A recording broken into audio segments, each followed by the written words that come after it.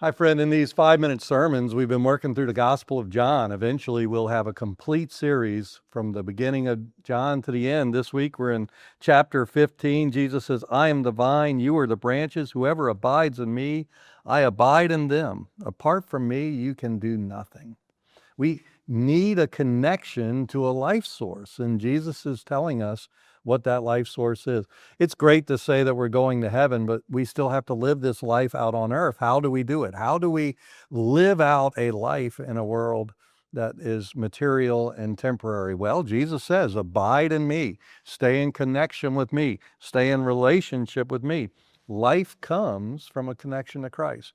You know, before I got sober and joined the church and got active in a life of faith, it was like I was another person. I had a similar personality. I had the same accent. I had the same face. All of the things you see today, I'm a little bit older, but all these things were true then that are true now.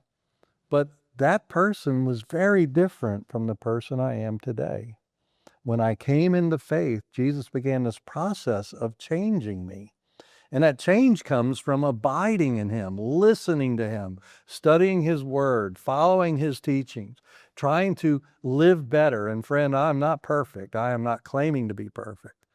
But when you live in this life and abide in Jesus, you begin to have a new purpose, a new ability to live and adapt to the world around you. You discover pretty quickly that Jesus is the true vine, and that true vine, if you connect with it, will change you. The Father is a gardener in this passage. He cuts, He prunes, He shapes. That which is not good for you, He takes away. That which is good, He not only gives it to you, but He empowers it to grow and be better. Maybe there's somewhere in your heart you're thinking, I could be better. I could be more of who I am, more of what I think is good. And the reality, friend, is that's true. If you abide in Jesus, then the Father will work in your life to change you, to create you anew, to change you into the you desire to be. And the way you can know this in this passage, it tells us that there's fruit. There's two ways of living. There's a fruitful life and an unfruitful life. And so sometimes you have to look for fruit in your life. And you might be looking for all the wrong fruit. You may be thinking that the fruit of a successful life is money, a good career, even a family, these things that are very good and can be very enjoyable, but these things are not the fruit that God sees. The fruit that God sees, that God is looking for in this passage, is the fruit of a kind heart, a changed life, the fruit that cares for others first, a fruit that is bringing satisfaction into your life because you feel a joy that you gain from following God and pursuing His will.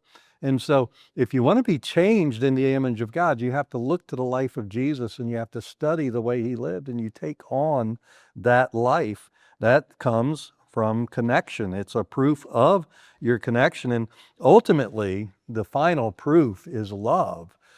Jesus says in His final commandment to His disciples, love one another. This is the great proof of the church, is that we love one another. It's not sentiment, it's not preference. These are the people God has called us to love, to truly love.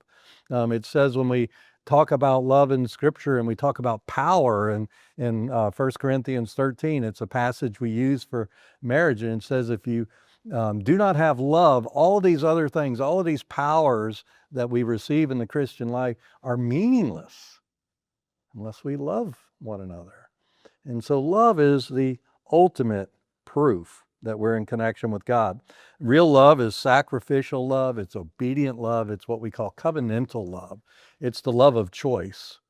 It's the love that even when you're not feeling loving, you've made a decision to love that person and care for them. And that's the kind of love God has for us. And so His Son came to die in our place so that He could bring us deeper into relationship with Him. Friend, I hope you experience that kind of love this week. God bless you, and see you around.